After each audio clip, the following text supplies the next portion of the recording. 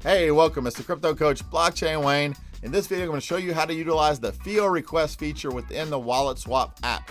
Now, the FIO Request allows you to request cryptocurrency using a FIO Request, which sends a request to someone else, very similar to what many users have experienced, say with PayPal or Venmo, but utilizing cryptocurrency. In WalletSwap, you can request any cryptocurrency that WalletSwap supports, and it will allow you to send that to a human-readable FIO crypto handle, which makes sending that request as easy as sending an email.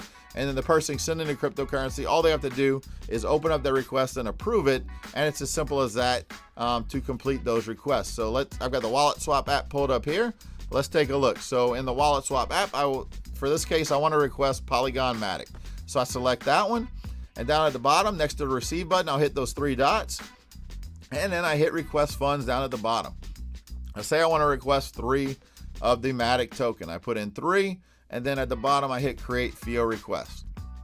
Now I put who I want to send that request to. So say I want to send that request to, say, Blockchain Wayne at Edge. Say this guy owes me for an invoice or owes me for dinner. I type in Blockchain Wayne at Edge, and as long as it's a valid mapped FIO crypto handle to that token, it'll show it in green, it's mapped. And then I select where I want to send the request from, which is my WalletSwap crypto handle.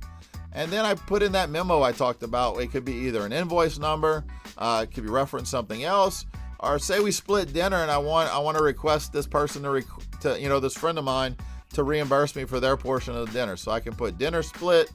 I'm gonna do that for this demo. I hit done, and it'll send that in a request. So I hit send FIO request. As simple as that. It's sent to that wallet address.